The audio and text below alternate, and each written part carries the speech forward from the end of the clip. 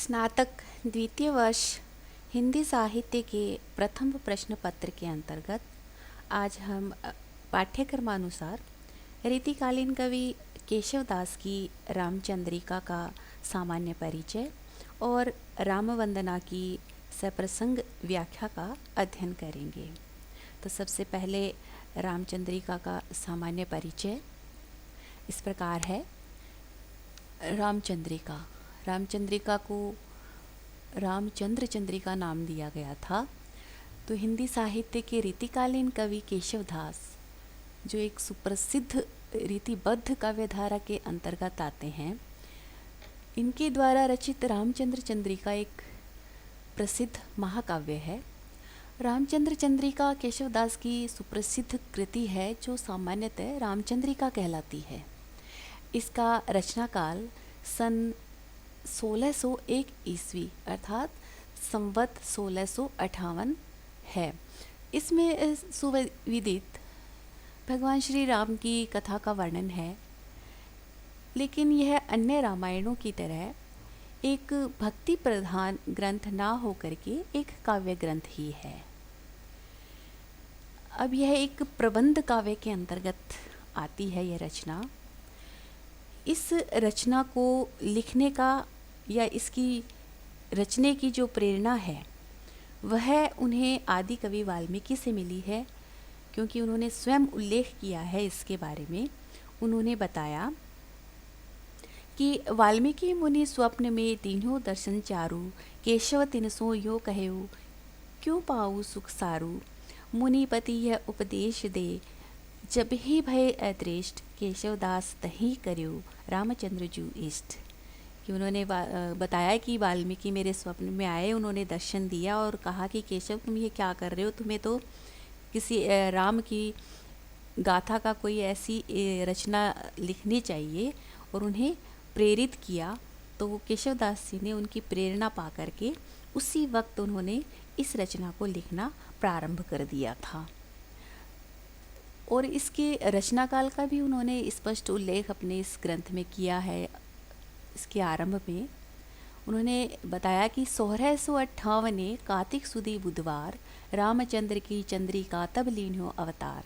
उन्होंने कहा कि 1658 कार्तिक महीने में बुधवार को उन्होंने इस रामचंद्र की चंद्रिका का जो रचना काल है अर्थात उसको लिखने का कार्य है वह उन्होंने आरंभ कर दिया था, उसको लिख दिया था। तो इस प्रकार यह एक प्रबंधात्मक महाकाव्य के अंतर्गत आता है। और इसमें प्रबंध काव्य अर्थात महाकाव्य की जो विशेषताएं होती हैं, जो उसका काव्य स्वरूप होता है, उसके सभी गुण इस रचना में, सभी लक्षण इस रचना में समाहित हैं। वैसे इस रामचंद्रिका में महाकाव्य के सभी गुण हमें देखने को मिल जाते हैं। जैसे कि रामचंद्रिका का कथानक है वह सर्गों में विभाजित है, अर्थात इसके अंतर्गत 39 प्रकाशों अर्थात 39 सर्गों या अध्याय में इसको बांटा गया है। और इस महाकाव्य में कुल 1717 छंद लिखे हुए हैं। और इस रचना में उन्होंने इस रचना का प्रारंभ है वह आशीर्वादात्मक मंगलाचरण स्वरूप किया है, कि जिससे कि यह रचना निर्विघ्न रूप से पूर्ण हो जाए। तो मंगलाचरण में इन्होंने गणेश, सरस्वती और भगवान श्री राम की वंदना की है। साथ ही प्रबंधात्मकता के गुणों को, यदि उनके लक्षणों को देखा जाए, तो इसकी जो कथा वस्तु है उसका उन्होंने निर्देश करते हुए केशव ने बतलाया भी है कि भगवान श्री रामचंद्र के कथा वैभव का अनेक छंदों में मैं इस रचना में वर्णन कर रहा हूँ।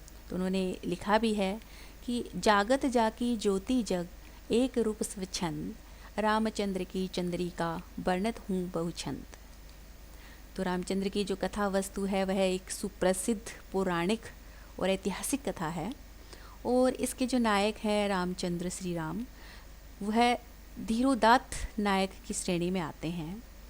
और वे साक्षात विष्णु के अवतार भी बताए गए हैं। और इस प्रकार एक प्रबंध महाकाव्य का कुछ न कुछ एक उद्देश्य होता है, और वह भी जो 4 पुरुषार्थ होते हैं उनमें से किसी की भी प्राप्ति। लेकिन इस महाकाव्य में चारों पुरुषार्थों में से श्री राम को धर्म, अर्थ और काम, इन तीनों की फल प्राप्ति होती हुई दिखाई देती। जहाँ तक अंतिम पुरुषार्थ मोक्ष अर्थात मुक्ति का संबंध है, तो राम तो स्वयं मुक्ति दाता हैं। तो इस प्रकार इन पुरुषार्थों का भी इसमें वर्णन है। तो रामचंद्र में अयोध्या और लंकापुरी के वैभव का सुंदर चित्रण किया गया है। इसमें अतिरिक्त जैसे प्राकृतिक सौंदर्य का कि समुद्र, पर्वत, ऋतु, सूर्योदय, उद्यान आदि जो महाकाव्योचित विषय होते हैं, उन सभी का इसमें वर्णन किया गया है। तो इस प्रकार इसमें राम और सीता के संयोग और वियोग का भी इसमें चित्रण हुआ है। उनके लव कुश के माध्यम से भी उनकी कथा का भी वर्णन है। इस प्रकार अन्य इसके जो सहयोगी हैं, जैसे रावण और अन्य जो इस सहयोगी मंत्री आदि हैं, उनकी मंत्रणा भी करते हैं। रामचंद्रिका में राम और रावण की सेना के युद्ध का रोमांचक वर्णन भी है। इस प्रकार से मुख्य रस इसका जो श्रृंगार है, वह नाना प्रसंगों में अन्य रसों की सफलता भी अभिव्यक्त हुई है। तो अनेकानेक छंदों का गरिमापूर्ण और विचित्र प्रयोग हुआ है, और इसके जितने भी अध्याय या सर्ग या प्रकाशों में उन्होंने लिखा है, तो वह बहुत ही बड़ा और न बहुत छोटा है।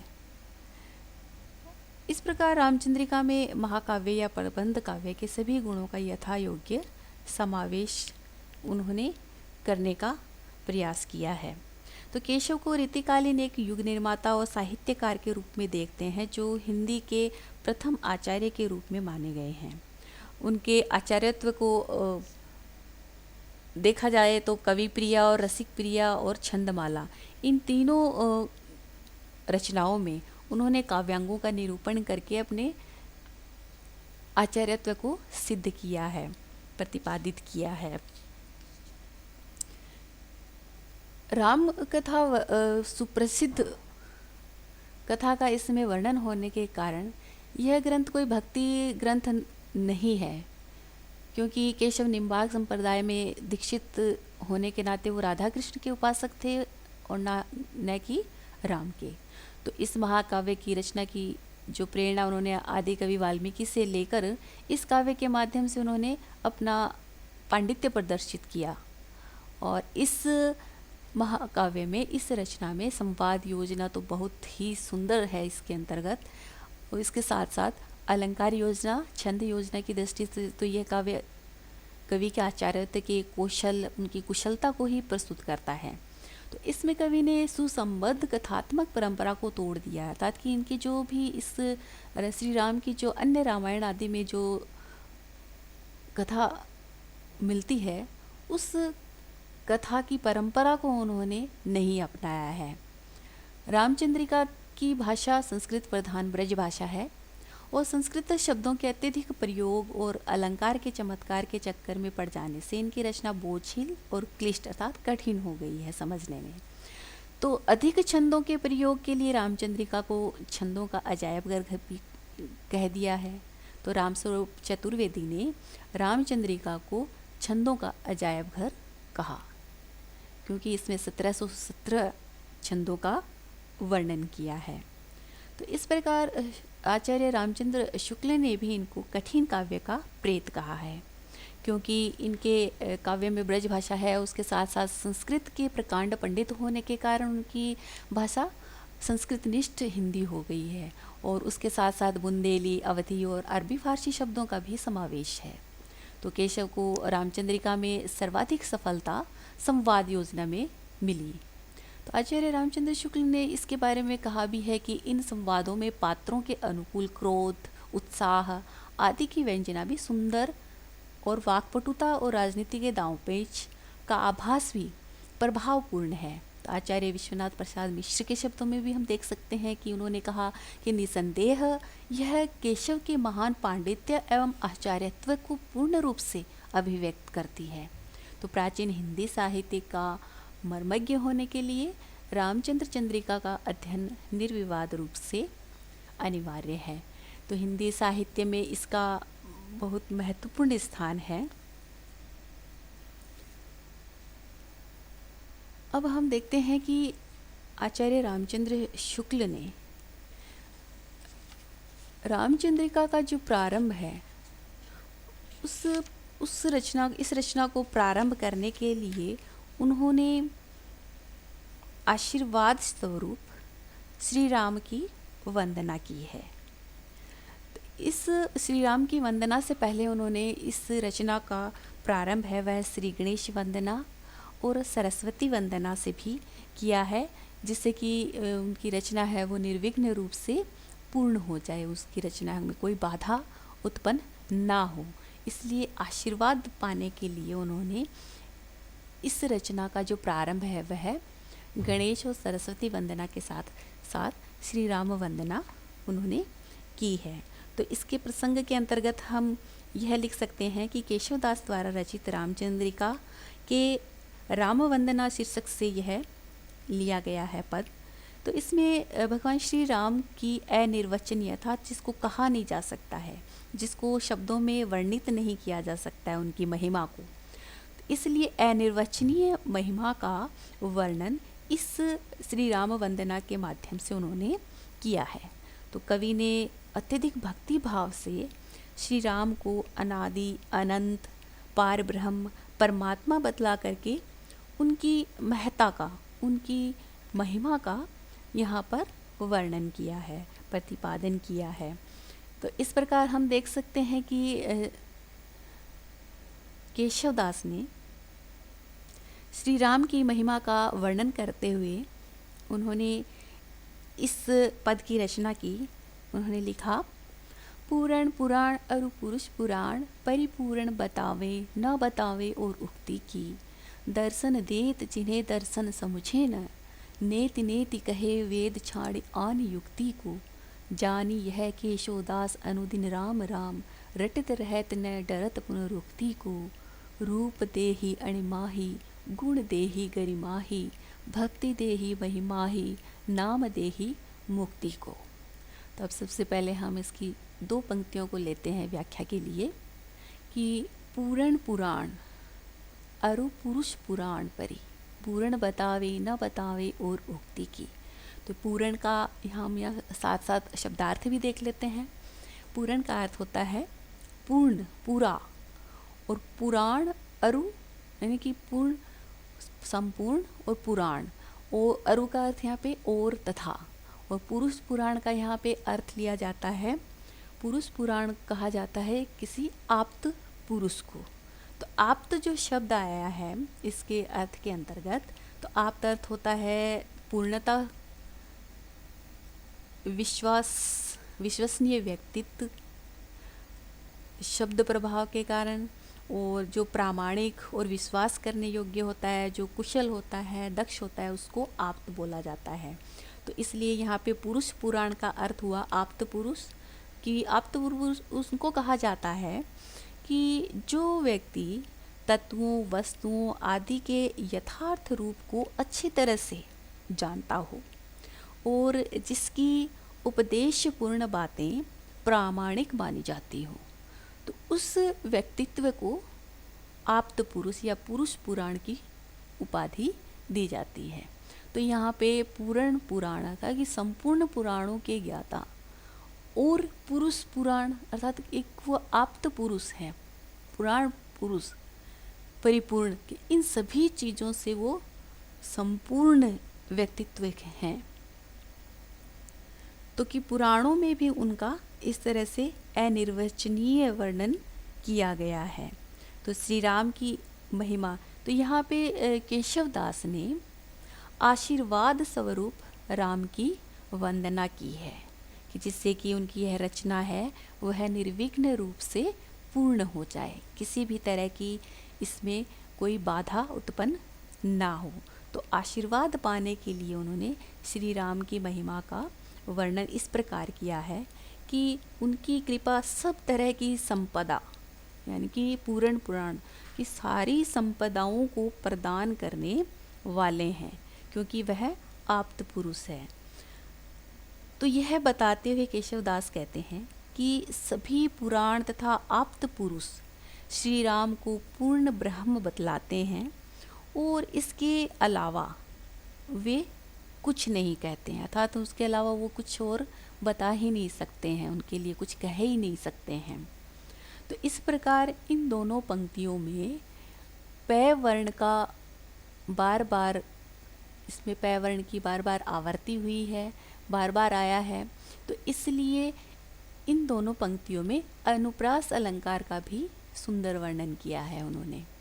अब आगे हम देखते हैं कि दर्शन देत जिन्हें दर्शन समुझे ना, नेति नेति कहे वेद छाण आन युक्ति को। यहाँ पे दर्शन शब्द है वह 2 बार आया है। तो एक दर्शन का अर्थ तो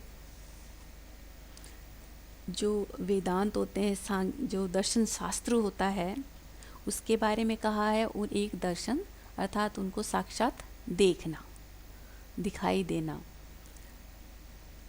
तो दर्शन अर्थात कि हमारे शास्त्रों में 6 दर्शन बताए गए हैं दर्शन शास्त्र के अंतर्गत।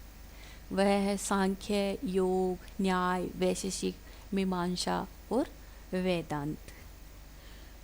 तो यहाँ पे केशवदास ने वर्णन किया है कि श्री राम जिनके स्वरूप को दर्शन देत, अर्थात उनका हम यदि उनके दर्शन पा लेते हैं, उनको साक्षात देख लेते हैं, तो उनका जो स्वरूप है, तो उस स्वरूप को जो 6 वेद बताए गए हैं, सांख्य, योग, न्याय, वैशेषिक, मीमांसा और वेदांत आदि, तो ये दर्शन शास्त्र भी उनके स्वरूप को स्पष्ट नहीं कर पाए हैं, उनके वे स्वरूप के बारे में संपूर्ण रूप से कुछ नहीं कह पाए हैं। तो वेद भी उनके संबंध में वास्तविक तथ्य क्या है उनको प्रकट नहीं कर सके हैं। और उन्होंने नेति नेति, अर्थात नेति का अर्थ होता है अंत रहित, या कि बस अब इतना ही है। तो यह कह कर के वेदों में भी उनके अनादि अनंत इस स्वरूप की ओर संकेत किया गया है कि बस अब इसके बारे में है कि ये तो इनके बारे में कहना तो अंत रहित, कोई अंत नहीं है उसका। तो यह कहकर के उन्होंने इस प्रकार से श्री राम की वंदना की है कि ऐसे उन भगवान श्री राम की महिमा का वर्णन कौन कर सकता है। कि वेद छाड़यान युक्ति को कि वेदों ने भी यह नेति नेति कह करके, अर्थात कि अब उनके बारे में बस इतना ही है, हम इतना ही जानते हैं कि वेदों ने भी उनका संपूर्ण वर्णन उनकी महिमा का नहीं कर पाए हैं, और वो उन्होंने नेति नेति कह करके उसको वहीं छोड़ दिया है। इस प्रकार से उनकी महिमा का वर्णन है वह कौन कर सकता है। तो इन 2 पंक्तियों में, इन 2 चरणों में कि दर्शन देत दर्शन, अर्थात यहाँ पे दर्शन शब्द है वह 2 बार आया है, और दोनों बार उसका अर्थ अलग होने के कारण इस पंक्ति में यमक अलंकार का वर्णन किया गया है। ऐसे ही नेति नेति शब्द है वह 2 बार आया है, अर्थात इसकी पुनरुक्ति हुई है, पुनरावृत्ति हुई है। इस कारण से इस नेति नेति शब्द के कारण इसके अंतर्गत पुनरुक्ति प्रकाश अलंकार का भी वर्णन हुआ है। अगली पंक्ति है, जानी यह केशवदास अनुदिन राम राम, रटत रहत न डरत पुनरुक्ति को।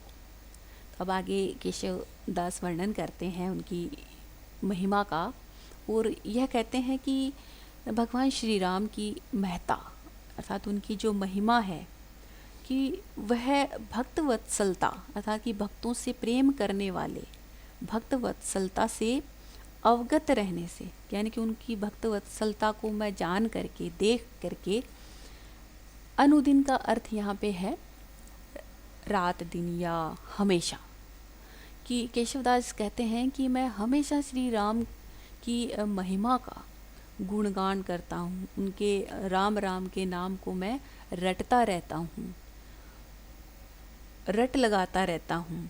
और मुझे इस रट लगाने में या उनका जो नाम स्मरण करने में मुझे इस बात की भी चिंता नहीं रहती है कि मैं बार बार उनके नाम को रटता रहता हूँ या मैं उसको पिष्ट पेषण नहीं मतलब कहलाने का डर है मुझे, अर्थात कि मैं रट रट के पुनरुक्ति अर्थात कि मैं उसके उनके नाम को दोहरा रहा हूँ। पुनरुक्ति का अर्थ यहाँ पे दोहराना या पिष्ट पेषणता है। तो कि मैं बार बार उनके नाम को रट कर के पिष्ट पेषण या पुनरुक्ति कर रहा हूँ, इसका भी मुझे कोई डर या भय नहीं है। तो मुझे तो इतना ही विश्वास है कि भगवान श्री राम के स्वरूप का चिंतन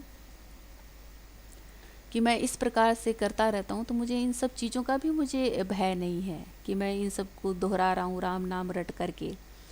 तो यहाँ पे राम राम रटत रहत न डरत पुनरुक्ति को, तो यहाँ पे जैसे रटत रहत डरत, तो इस तीनों शब्दों में त वर्ण की आवृत्ति हुई है। तो यहाँ पे अंत्यानुप्रास का सुंदर वर्णन हुआ है। अगली जो दो पंक्तियाँ हैं वो इस प्रकार से उसका वर्णन किया है कि रूप देहि अणिमाहि गुण देहि गरिमाहि भक्ति देहि महिमाहि नाम देहि मुक्ति को। तो यहाँ पे केशवदास ने जो अष्ट सिद्धियाँ होती हैं उन अष्ट सिद्धियों में से 3 सिद्धियों की प्राप्ति का वर्णन किया गया है कि श्री राम की वंदना करने से कि इन तीनों सिद्धियों को प्राप्त कर लेते हैं। तो इस प्रकार से वैसे सिद्धियाँ 8 मानी गई है, जो इस प्रकार है अणिमा महिमा लघिमा गरिमा प्राप्ति प्राकाम्य ईशित्व और वशित्व।